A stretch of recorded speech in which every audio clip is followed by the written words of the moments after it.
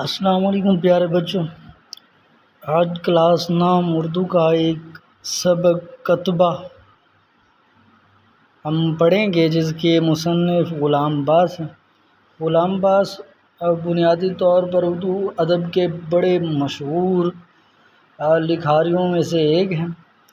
اگر ان کا تعارف دیکھا جائے تو امرتسر انڈیا میں پیدا ہوئے، امرتسر پنجاب میں واقع ہیں۔ ابتدائی تعلیم دیال سنگھ اسکول لاہور سے حاصل کی، جہاں سے انہوں نے میٹرک کیا۔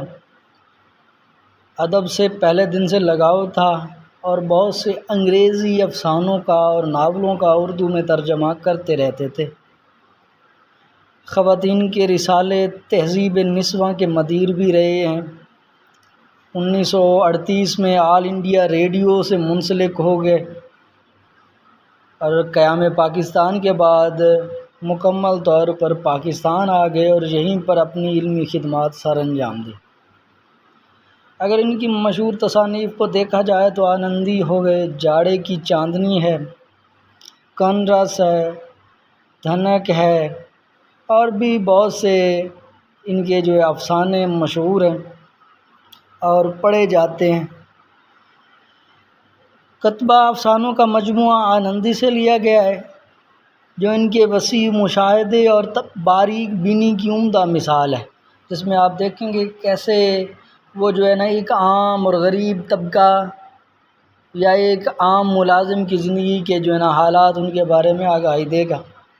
اگر ہم اب تدریسی مقاصد کی طرف آئیں تو طلباء کو تختی اور کتبوں کے مفہوم سے آگاہ کرنا۔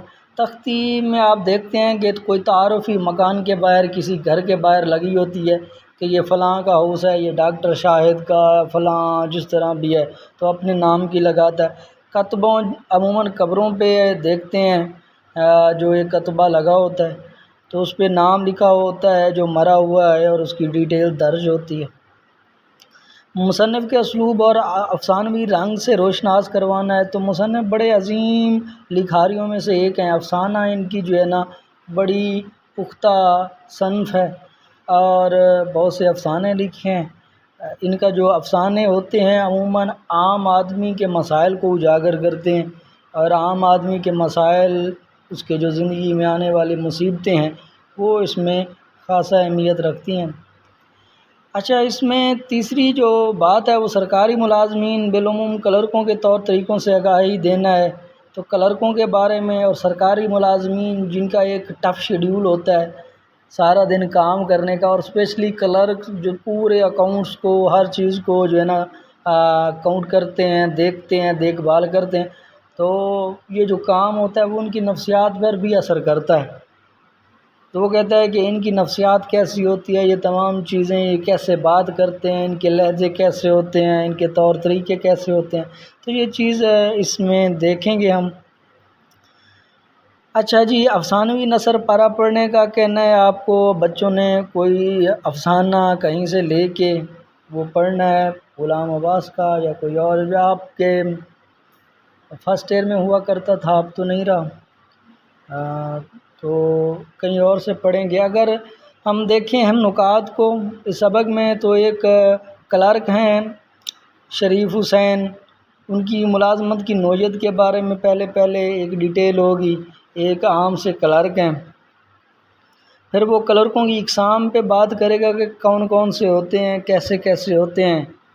پھر شریف حسین ایک دن بڑا بے فکر ہیں، 8 دن تنخواہ لیے گزر گئے ہیں اور بڑی بے فکری میں گھر جا رہے ہیں کیونکہ اسے پتہ ہے کہ اس کی بیوی جو ہے نا میکے ہے، تو اس پہ بات کریں گے۔ تانگے کی سواری سے لطف اندوز ہونا، تو وہ کہتا ہے کہ کبھی کبھار تانگا ملتا تھا ان دنوں میں کیونکہ رش بہت زیادہ ہوتا تھا چھٹی ہونے کے بعد دفاتر سے، تو وہ کہتا ہے کہ جب مل جاتا تو پھر جو سوار ہوتا تھا وہ لطف اندوز ہوتا۔ سنگ مرمر ایک پتھر ہے، اس کا ملنا یہ آگے اب اوورآل جب پڑھیں گے ریڈنگ میں آئے گا۔ شریف حسین کی موت کی وجہ پوچھتا ہے، بتایا ہے تو اسے نمونیا ہوتا ہے اور تقریباً 4 دن زندہ رہتے ہیں پھر مر جاتے ہیں۔ اچھا، موت کے بعد کے حالات کے بارے میں ہے تو یہ جو افسانہ ہے آپ نے پورا پڑھنا ہے، کوئی اتنا مشکل نہیں ہے، ریڈنگ کرنا ہر کے بس میں ہے۔ تو پوری ڈیٹیل جو ہے پوری کہانی آپ کے سامنے آ جائے گی۔ اگر ہم گرامر میں چیزوں کو دیکھیں تو داستان ہے، ناول ہے، افسانہ، ڈرامہ، تو ان چیزوں پہ بات کی گئی ہے۔ تو ان کی شارٹ جو کہہ لیں ڈیفینیشنز ہیں، داستان کہنے کی چیز کو کہانی یا داستان کہتے، حکایت بھی اسے کہتے ہیں، یعنی کوئی کہانی بیان کی جا رہی ہے، کوئی حکایت بیان کی جا رہی ہے۔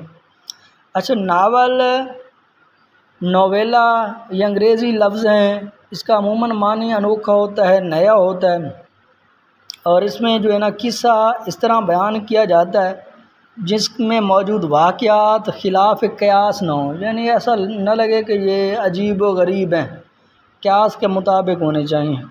افسانہ کی بات کریں تو ایسی مختصر تحریر یا شارٹ سٹوری جس میں واقع کردار کی جھلک دکھائی دیتی ہے، واقع اور کردار جو ہوتے ہیں ان کی جھلک دکھائی دیتی ہے۔ ڈرامہ کا معنی ہمیشہ آپ دیکھیں گے تو کر کے دکھانا، آگے اس کی ٹائپس بھی ہوتی ہیں، افسانہ کی بھی، ناول کی بھی، جو بعد میں ڈیٹیل کے ساتھ پڑھی جائیں گی۔ تو ڈرامہ کا معنی کر کے دکھانا ہے، کرداروں کے ذریعے کسی خاص موضوع پر اپنے خیالات کا اظہار کرنا ڈرامہ کہلاتا ہے۔ تو آپ کے ذمہ جو کام ہے وہ یہی ہے کہ آپ ایک دفعہ سبق کی ریڈنگ کریں، اس کے اہم جو ٹاپکس ہیں انہیں دیکھیں۔ اللہ حافظ۔